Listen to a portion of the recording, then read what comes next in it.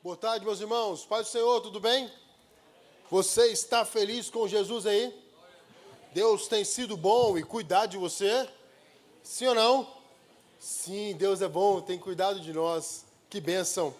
Meus irmãos, eu queria falar sobre as crianças de 0 a 11 anos. Crianças de 0 a 11 anos já podem ir para suas salas, onde vocês serão ministradas pelo Ministério Infantil, estarão ali. As professoras já estão esperando vocês ali, eu tenho certeza que será algo maravilhoso.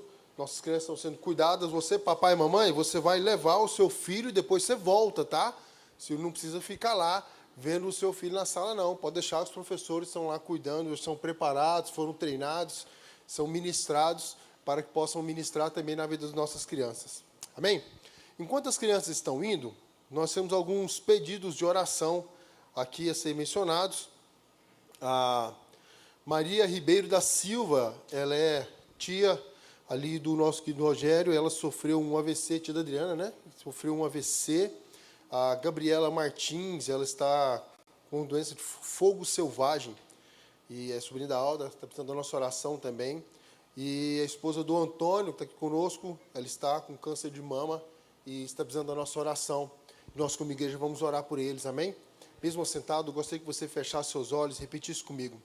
Senhor Jesus, nós neste momento intercedemos em favor da Maria Ribeiro, para que ela possa ser curada pelo Senhor. Assim também oramos, repita comigo, assim também oramos pela Gabriela Martins, que o Senhor traga cura e restauração sobre a saúde dela. Colocamos também a vida da Esther, que o Senhor traga cura, que esse câncer seja repreendido pela autoridade do nome de Jesus Cristo.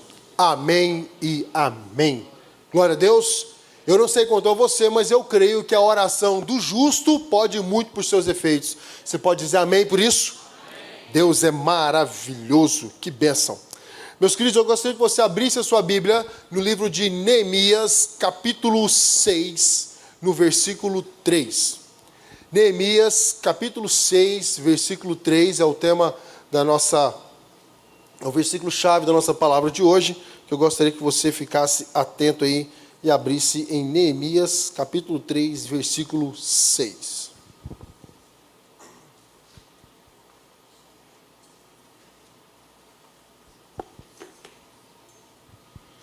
Benção demais.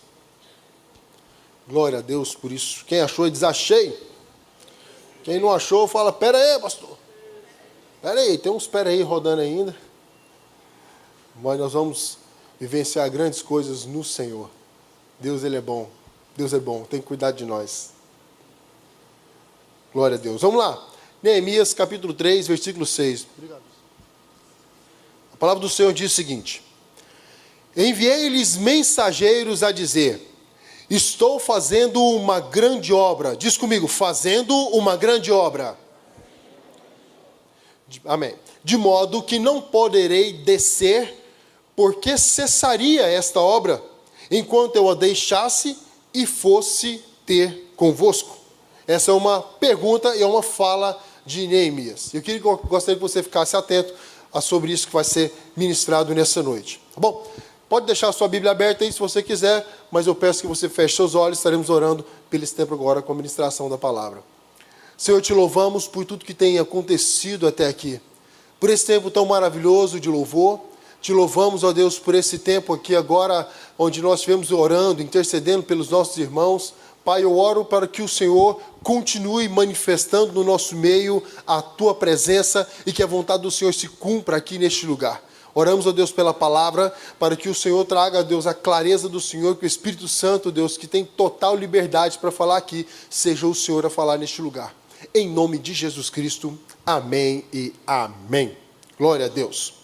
No livro de Neemias, no capítulo 6, versículo 3, tem algo muito interessante. Eu estou destacando esse versículo, mas eu vou te passar o contexto. No capítulo 1 do livro de Neemias, você vai ver algo interessante que acontece quando Neemias fica sabendo do que estava acontecendo em Jerusalém. Capítulo 1, no versículos 3 e 4, eu estarei lendo, você pode acompanhar se você quiser, mas eu estarei lendo aqui, diz o seguinte, Neemias falando, disseram-me, Os restantes que não foram levados para o exílio e se acham lá na província estão em grande miséria e desprezo.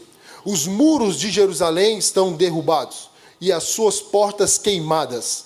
Então Neemias diz: tendo eu ouvido estas palavras, assentei-me e chorei, e lamentei por alguns dias, e estive jejuando e orando perante o Deus dos céus. Esse foi o comportamento e essa foi a resposta de Neemias perante uma situação que ele fica sabendo.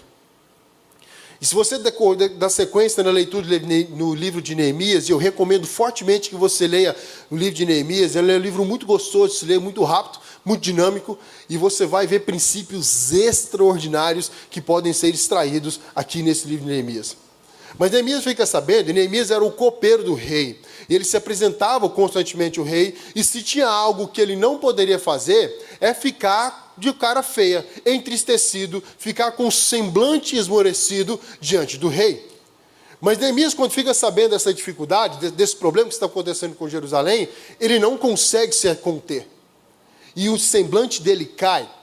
Ao passo que ele, em jejum e oração, o rei vê que Neemias está diferente e fala: o que está acontecendo com você? Eu vou resumir aqui a história. E aí, de repente, Neemias fala com o rei o que estava acontecendo, e ele já tinha um plano, um pedido, e ele faz um pedido para o rei: me dê cartas e me envie recursos aqui, para que eu possa levantar recursos e reconstruir o muro de Jerusalém. E então Neemias, ele coloca isso em prática, ele coloca o seu plano em prática, e ele vai lá para poder fazer essa obra. No decorrer do processo, acontece que alguns homens se opõem a isso. E entre esses homens, a Bíblia se destaca alguns homens. Versículo 1 do capítulo 6, ele destaca: olha, Sambalate e Tobias, e Gesem, o árabe, e o restante dos nossos inimigos ouviram que eu havia edificado a muralha e que não havia fenda, embora naquele tempo não tinha posto os portões ainda. Que Sambalate e Gesem mandaram dizer-me: vem, reunamos algumas das aldeias da planície de Ono. No entanto, eles pensavam em me fazer mal. O ponto é que os inimigos, Sambalate, Tobias, Gesem, eles tinham o desejo de trazer dano para Neemias. Eles eram sabotadores. E então eles fizeram um plano e eles queriam chamar a atenção de Neemias. Mas Neemias responde com algo extraordinário. Ele responde de uma forma que eu e você precisamos ficar atentos a isso que Neemias faz com os seus inimigos. Neemias traz a resposta, e eu parafraseio essa resposta, dando o tema da mensagem desta tarde. Ele diz: estou ocupado demais para isso. Ah, mas vem aqui, vão querer conversar com você. Não, nós só queremos uma reunião. Olha, Neemias, eu preciso te contar uma coisa. E aí Neemias, a resposta para ele é qual? Estou ocupado demais para isso. Eu estou fazendo uma grande obra.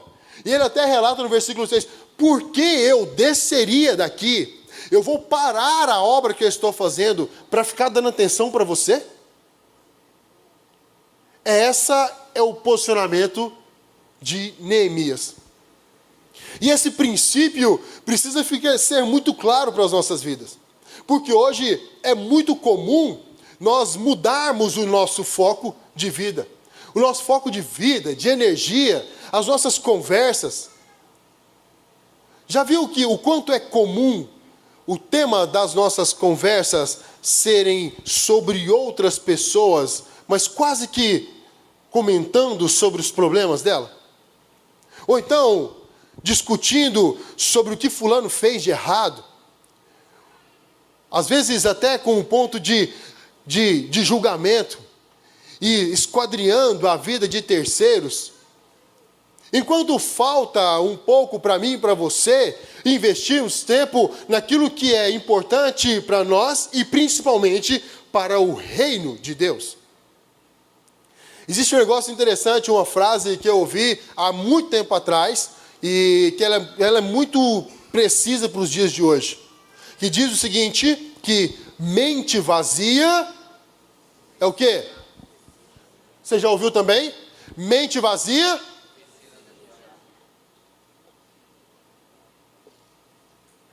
é a oficina do diabo.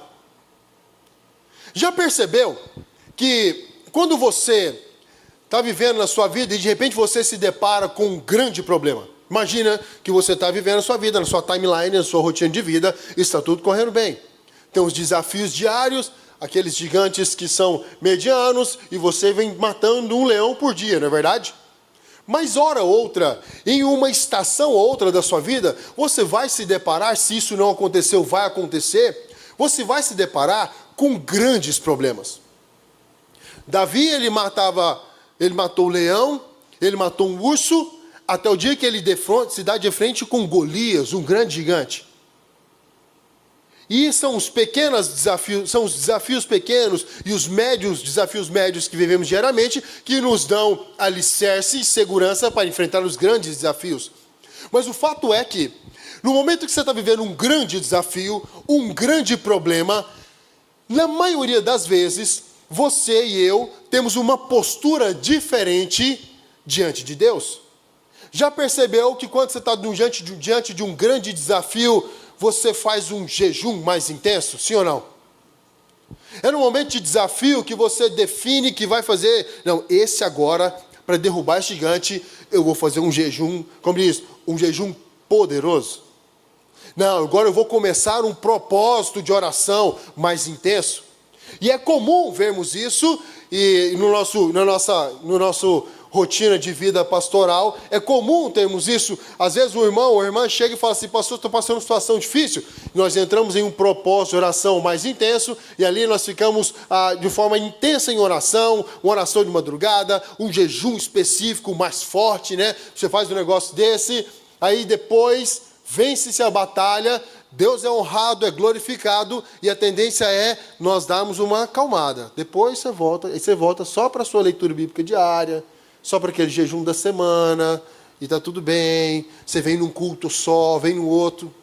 Às vezes, quando a pessoa está passando por um grande problema, ele vem aqui no culto da segunda-feira, faz uma campanha com o pastor Laír, aqui toda a equipe, ele vem no culto de quarta-feira e a gente ora, ele vem até no culto do rádio, até no culto dos jovens, está aqui orando, está aqui também, vem todos os cultos que tem. Resolveu o problema, o Golias morreu, de vez em quando você vê o irmão na ceia. É ou não é verdade, gente? Às vezes você está aqui e fala: não, eu vou só hoje, tá tudo bem.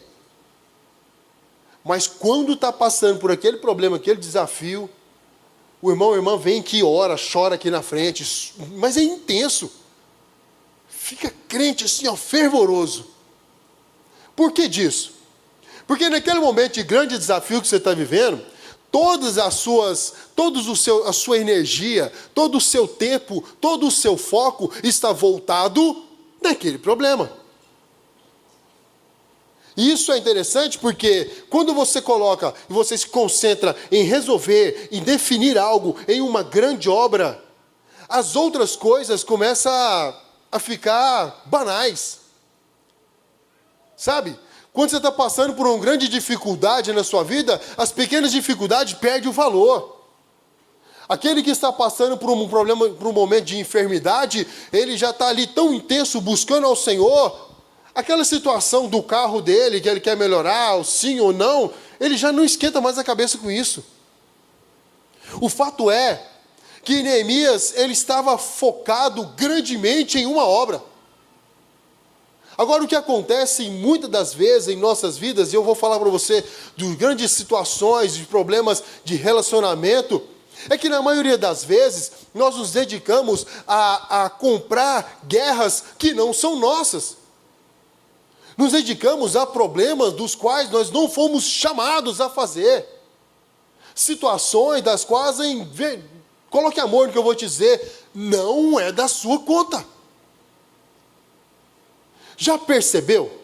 Eu sei que com você não acontece, mas já percebeu que muitos grupos de família, um membro da família vai lá e coloca um negócio no WhatsApp, vem outro e comenta também, e aí de repente o negócio de manhã começa tranquilo, 11 horas o caldo entorna, e quando vai dando 3, 4 horas da tarde, uns 3 membros saem do grupo da família. Eu não aguento mais isso aqui, que não sei o que, vai, esses problemas tudo são expostos.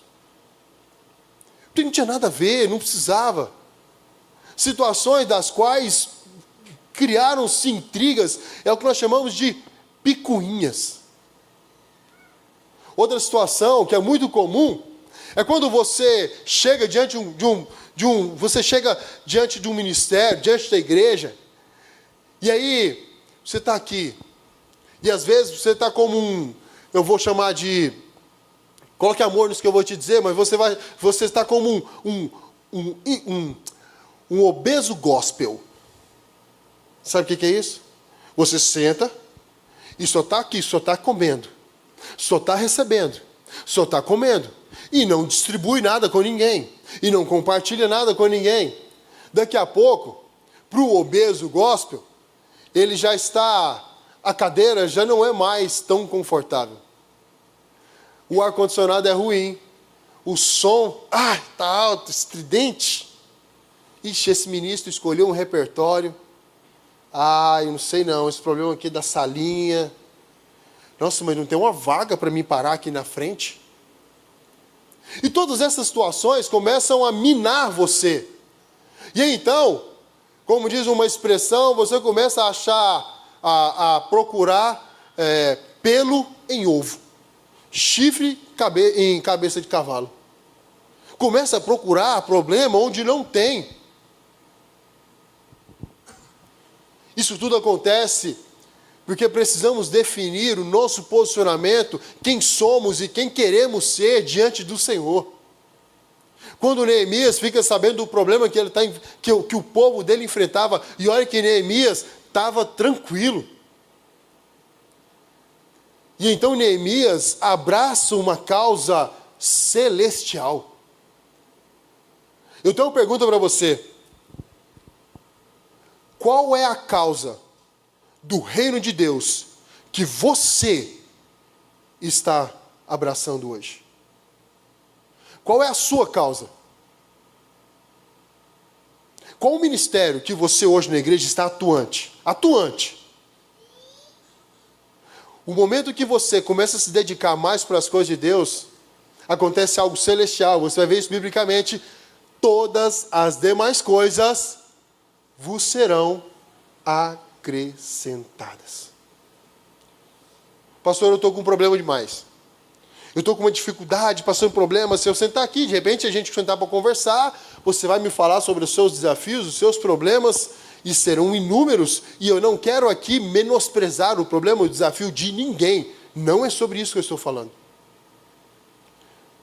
Mas eu me lembro de quando eu estava diante de todos os meus problemas, há tempos atrás, até no presente momento, quando eu olhava para as dificuldades que eu tinha, que eu estava passando, para os desafios na minha casa, na minha família, para os meus pedidos de oração. E aí eu me lembro de repente, eu recebia num grupo do WhatsApp, aqui era um grupo do WhatsApp, oração pela Pérola. Quando a Pérola, a esposa filha do Pedro, os dois, eles estavam lá em São Paulo. E eu olhava para aquilo e falava assim, eu tenho problema? Não. Eu falava, Senhor, eu quero colocar a Pérola diante do Senhor. Eu fiz questão de compartilhar os pedidos de oração antes aqui da palavra, porque de repente você hoje está muito triste. Às vezes você que hoje está pensando que a sua vida é um caos total. Eu trouxe para você aqui 3 pessoas que estão verdadeiramente no olho do furacão. E chega um momento em que nós precisamos nos posicionar de forma madura no Evangelho, e até como ser humano, e entender que existem situações das quais não vale a pena você entrar na guerra e discutir e brigar sobre isso. Tem coisas que não vale a pena. Não vale a pena. Não vale a pena, às vezes, você brigar com pessoas e por pessoas. Não vale. Nós precisamos definir quais guerras nós vamos entrar. Nós precisamos definir onde nós vamos investir. Onde? Vale a pena mesmo você entrar nas redes sociais e discorrer entre os comentários e começar a falar um monte de coisa? Vale a pena? Verdadeiramente? Ah, pastor, eu não posso ser isentão. Não, não é sobre isso. Ser isento ou não é sobre o seu posicionamento, mas muito mais com frutos do que com palavras. Agostinho fala um negócio interessante. Ele diz: pregue o evangelho em todo tempo, se necessário for, use palavras. Você não precisa ficar na sua empresa, no seu ambiente de trabalho, na sua família, falar o tempo todo. Precisamos ser. Antes de falar com os meus filhos que eles têm que ler Bíblia, eu tenho que ler. Antes de chegar na minha casa e falar assim, vocês precisam congregar mais, eu tenho que congregar mais, sou o pai deles. Antes de falar que eles precisam honrar as pessoas, eu tenho que honrar as pessoas. Será que na nossa roda de conversa, qual tem sido o conteúdo das falas? E entenda, nós temos algo chamado nuvem de testemunha. Tem sempre alguém te olhando. Tem sempre alguém filmando você, observando você, vendo o seu comportamento e principalmente vendo as suas reações. Como você reage quando alguém instiga você? Qual é a sua reação no momento de difamação? Qual é? O que você faz quando alguém pisa no seu calo? Quando aquele motorista buzina para você e faz o joinha. Sabe aquele joinha? O que a gente faz? O que você faz quando você percebe que alguém que você ajudou está te esfaqueando pelas costas? As nossas reações vão determinar os nossos resultados de vida. Sabe algo que aconteceu interessante? Mateus capítulo 12, versículo 24. Olha só. Mas os fariseus, ouvindo isso, disseram: este não expele os demônios, senão por Belzebu, o chefe dos demônios. Sabe quem foi chamado de Belzebu? De capeta, do chefe de demônio? Jesus Cristo. Agora eu queria que você pensasse aqui comigo, idealize isso aqui comigo. Jesus está ali, está fazendo um milagre, está abençoando o povo, está expulsando o demônio. Jesus, o Filho de Deus, o Verbo encarnado, ele está ali fazendo coisas extraordinárias. O pessoal, o povo que estava ali, vendo toda aquela situação, viram o quê? Você está fazendo isso aí porque você é o chefe dos demônios, né, Jesus? Você deve ser o pai dos capetas aí. Por isso que eles estão indo embora, eles estão obedecendo só por isso. E eles faziam isso por pura maldade, de forma maquiavélica. Agora, o que Jesus faz com relação a isso aí? Ele compra a briga? Jesus simplesmente segue passeio. Continua. Ele dá sequência na vida dele. Jesus dá sequência no ministério. Você vê que onde Jesus passava e as pessoas não queriam que ele estivesse por perto, está tudo certo. Se você não quer, está tudo certo. Você não vê Jesus comprando brigas por situações, por picuinhas e dando ouvido a falácias. Você não vê o comportamento dele dessa forma. Da mesma forma que você vê o apóstolo Paulo, Filipenses, no capítulo 1, versículo 18, ele diz algo interessantíssimo. Eu sou apaixonado nesse conteúdo, quando Paulo fala sobre isso. E eu recomendo fortemente que você leia o livro de Filipenses. Se você está com alguma dificuldade, algum problema aí na sua vida, se de repente você está achando que a sua vida está muito difícil, que o negócio não está acontecendo da forma como você tanto deseja, eu recomendo que você leia o livro de Filipenses. O livro de Filipenses são 4 capítulos, rapidinho você lê ele, eu tenho certeza que vai acrescentar e te ajudar demais. Mas você vê Paulo vivendo uma situação extremamente diferente aqui. No livro de Filipenses, Paulo estava preso. Gente, preso. E aí, Paulo, preso, algemado, ele vira e fala o seguinte: as pessoas, chega uma notícia para ele. A notícia que chega é que algumas pessoas estavam utilizando o momento que Paulo estava vivendo, a causa que Paulo, usando a figura de Marte de Paulo, para pregar o evangelho e usurpando dessa situação para agregar benefícios para si.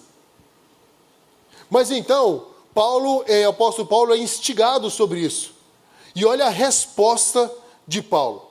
Ele deixa bem claro. Versículo 15. Alguns efetivamente proclamam Cristo por inveja e porfia.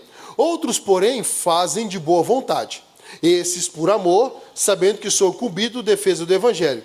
Aqueles, contudo, que pregam a Cristo por discórdia e insinceramente, julgando suscitar tribulações, as minhas cadeias. Pausa. Existem, por exemplo, você vai ver nas redes sociais algumas atrocidades do evangelho. Algumas coisas que estão sendo faladas, eu não vou dizer ministradas, mas que estão sendo faladas, que são terríveis, que causam náuseas. Às vezes você vê picuinhas, discórdias e briga, como o pastor João já mencionou bem aqui, o evangelho ele perde muito mais pelos seus expositores do que pelos seus opositores. Igual diante de tudo isso, cabe a mim e a você sermos melhores expositores do evangelho. Essa é a nossa função. Esse é o nosso posicionamento no evangelho. Como você é como expositor do evangelho? Quando alguém olha para você, ele consegue ver uma sequência do livro de Atos dos Apóstolos? Quando alguém olha para você, a pessoa olha assim e fala assim: eu quero seguir esse Jesus que você segue. Quando as pessoas estão do seu lado, elas conseguem ver a alegria do Senhor fortalecendo você. Mas aqui o apóstolo Paulo, lembrando, preso, ele diz o seguinte: todavia, quem importa? Uma vez que Cristo, de qualquer modo, está sendo pregado por pretexto, quer por verdade, também com isto me regozijo. Sim, sempre me regozijarei.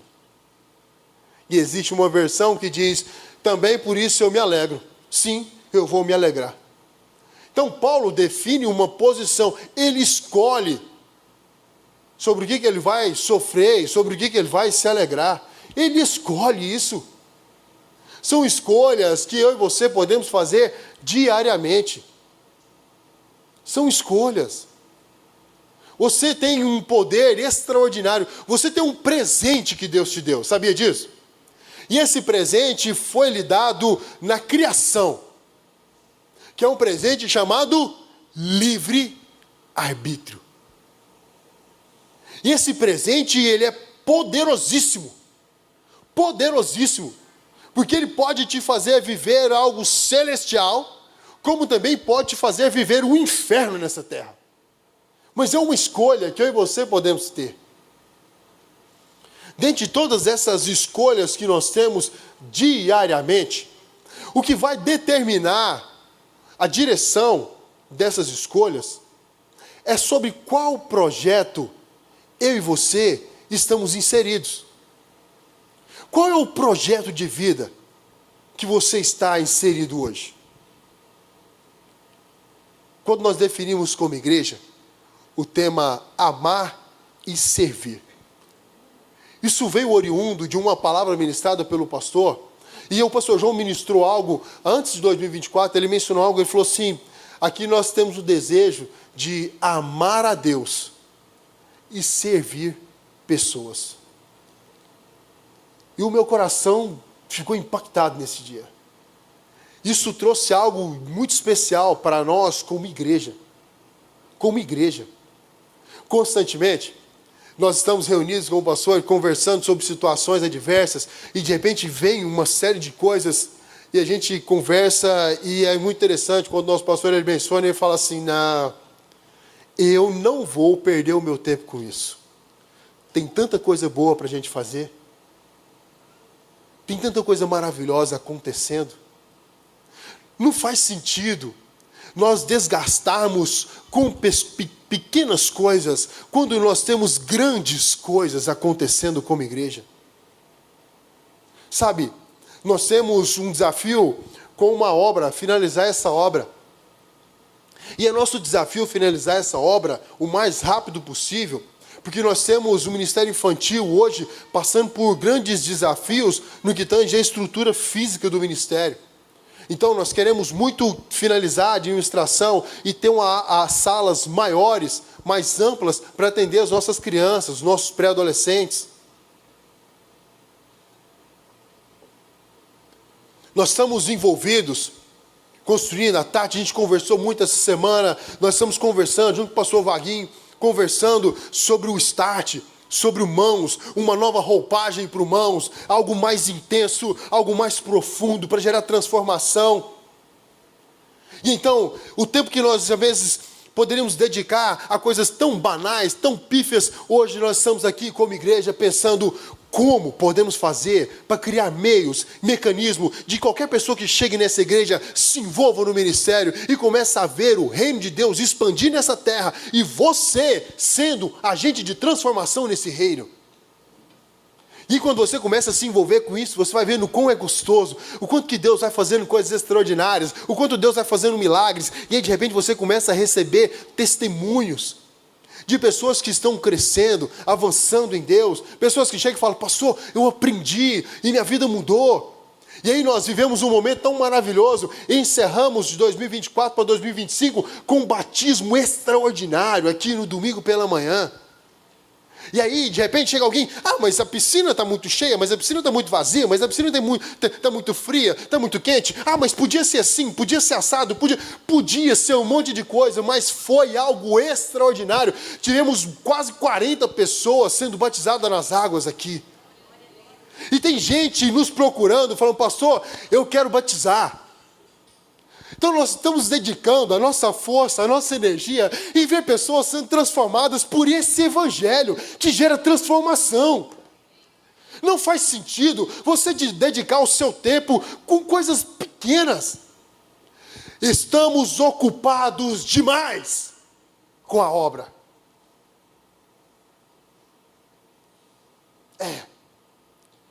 Essa obra, ela demanda de tempo, de energia, de amor e de entrega. Sabe? Às vezes, quando vem uma situação adversa e você pensa assim, poxa, será que eu vou pecar ou não pecar? Será que eu vou aceitar essa proposta satânica? Será que eu vou aceitar esse prato, esse manjar do rei aí? E quando você olha e fala, não faz sentido. Não faz sentido eu trocar tudo aquilo que eu estou vivendo em Deus por um prato de lentilhas. Na maioria das vezes, os cristãos, nós cristãos, nós estamos trocando a bênção por um prato de lentilha. Mas é porque nós ainda não entendemos a dimensão da bênção da primogenitura. Nós às vezes não entendemos a dimensão e o quão abençoador é congregar. Se você entendesse a diferença que faz na sua vida, você está congregando todos os cultos aqui, sistematicamente, você jamais trocaria um culto por uma série da Netflix. Você jamais trocaria o culto, trocaria o ministério por qualquer outra coisa. Ainda que seja, eu estou cansado demais. Sabe, nós tivemos um final de semana intenso. Culto de sexta-feira com o rádio, culto de a oração aqui pela manhã. Faço um adendo aqui. Se você entendesse a dimensão da bênção que é para você e para sua casa, a oração dos sábados aqui pela manhã, você não deixaria de vir. Agora, o meu temor e o meu lamento é que eu sei que muitos só estarão conosco aqui no sábado às 6 da manhã, o dia que o problema bater na sua porta, e que ele for bem grande. O dia que o Golias gritar no seu ouvido, você vai estar aqui 6 horas da manhã para orar. Eu sei que isso é comum de acontecer. O dia que o capeta virar e está me chamando, você fala, nossa, pastor, vim aqui para orar. E está tudo certo. A minha expectativa é que o capeta não possa ser instrumento de evangelismo na sua vida. Entendeu? Tomara que isso não aconteça, mas se for, está tudo certo. Deus usa todas as coisas, qualquer coisa Ele pode usar. Mas aqui, nós temos algo que o Senhor deixa para nós. Mateus capítulo 6, versículos 31 e 33.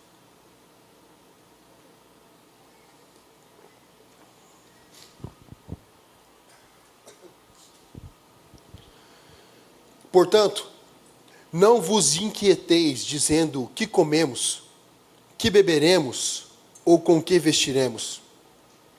Porque é os gentios que procuram todas estas coisas.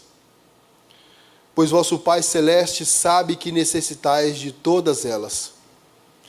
Buscai, pois, em primeiro lugar, o seu reino e a sua justiça, e todas estas coisas vos serão acrescentadas.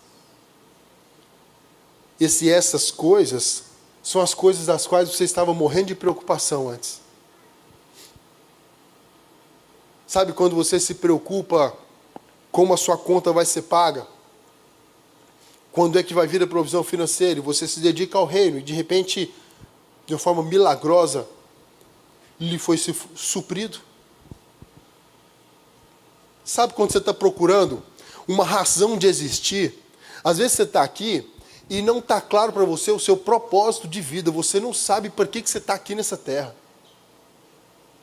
E aí então, a igreja veio te dar um propósito, te propõe algo. Vamos amar a Deus e servir pessoas. E aí os ministérios estão aqui à disposição para servir você. E aí você pode ser um professor lá no Ministério Infantil, como agora está acontecendo. Você não está vendo. Mas ali, tem um grupo de professores que se dedicaram um período antes, que estão ali uniformizados, com uma roupinha toda diferente, e estão ali dedicando para ensinar o seu filho e inculcar na mente deles a palavra de Deus. E aí, eles não estão preocupados sobre a infraestrutura, não, eles estão com uma grande obra nesse momento, que o seu filho, meu filho, sejam ministrados. E aí você vai começar a colher testemunho deles, do quanto Deus tem feito na vida deles. Jovens que estão, às vezes aqui no backstage, você não está vendo, mas eles estão todos de preto. Chega aqui mais cedo e estão ali escondidinho, organizando os staffs das coisas para que o culto seja transmitido, para que esse som seja ligado. Alguém que chegou um pouco mais cedo e veio servir você, que organizou o estacionamento, que ligou esse ar-condicionado, que deixou tudo limpinho. Algumas pessoas que se estão dedicando durante a semana e fazendo cesta básica e organizando um alimento, indo buscar uma doação, levar uma doação para outra pessoa, se prontificando para atendimentos, estudando, crescendo. Para estes, alguns problemas e picuinhas, elas simplesmente, elas vão se esvairindo. Porque nós estamos ocupados demais com uma grande obra. Não quero aqui falar com você e defender para que você seja negligente com as coisas que são pessoais a você. Não é esse o caso. Mas eu sei que você está aqui, que o Espírito Santo está falando no seu coração, sobre algumas coisas que você pode atuar no reino de Deus, amando a Deus acima de todas as coisas e servindo pessoas. E quando você se dedicando a isso, você vai começar a perceber que as coisas pequenas já não vão mais importar. Você vai começar a perceber que não faz diferença se o irmão olhou torto ou olhou reto para você. Que não faz diferença se a vaga de estacionamento estava do jeito que você está sempre acostumado a colocar ou não. Que não faz diferença se no seu lugar sentado, demarcado que você tem aqui na igreja, se o irmão chegou e sentou ou não. Porque para nós, o mais importante é Cristo e a sua causa. E a causa de Cristo é que nós possamos ir pelo mundo e fazer discípulos, ensinando-os a eles sobre o reino de Deus. Essa é a nossa maior causa. E aí não vai fazer diferença se um dia você come picanha, ou se no outro dia é boi ralado, e se no outro dia é só o arroz com ovo, quando tiver o ovo. Porque maior é Cristo. Já não vai fazer diferença se você tem as melhores roupas ou as roupas medianas. Já não vai fazer diferença o status, esses valores vão sendo modificados em nossas vidas. Você vai começar a perceber que algumas coisas que para você eram tão importantes, vão começando a ficar em segundo plano. Às vezes, o que mais importa, e a sociedade está batendo muito forte acerca disso, é que você esteja bem. Importe que você esteja bem. Que importante é eu ser feliz. Quando? Quando? Importa que ele cresça. O importante é que Cristo seja pregado em todo o tempo. Assim como o apóstolo Paulo, se eu vou continuar preso ou não, importa que ele expanda, que o reino de Deus expanda. E esse é o mais importante. Importa que amanhã, e é o evangelho de amanhã que vai fazer a diferença, o importa é que amanhã você possa proclamar esta verdade. A verdade de que Jesus veio, morreu por mim e por você, para que juntos possamos ter acesso a Deus, para que nós possamos ter hoje a condição de nos relacionarmos com Deus, ter a remissão dos nossos pecados, e através dessa palavra, que é fiel, e Cristo, que é o mesmo ontem, hoje, será eternamente, Ele possa ser difundido entre as nações, e que eu e você possamos ser expositores de um evangelho genuíno. Mas para que isso aconteça, eu e você precisamos estar focados em uma única obra. Em uma única obra. Buscar, em primeiro lugar, o reino de Deus e a sua justiça. Para isso vai demandar das disciplinas espirituais. Para isso demanda de que eu e você estejamos em oração. Para isso demanda de que eu e você estejamos aqui em jejum. Para isso demanda de que eu e você estejamos congregando. Para isso demanda que eu e você estejamos juntos em um só propósito. Amar a Deus acima de todas as coisas. E servir as pessoas. Se Cristo, se o Rei dos Reis, o Senhor dos Senhores, o Filho de Deus, se Cristo, que é aquele cujo qual eu e você devemos ser imitadores, se Cristo se despiu da sua glória e veio aqui para servir a nós, não faz sentido eu estar aqui buscando ser servido. Não faz. Não faz sentido eu e você estarmos aqui querendo o melhor para nós. Não. Entenda algo. O Evangelho é muito mais sobre abençoar o nosso próximo do que sobre abençoar a nós mesmos.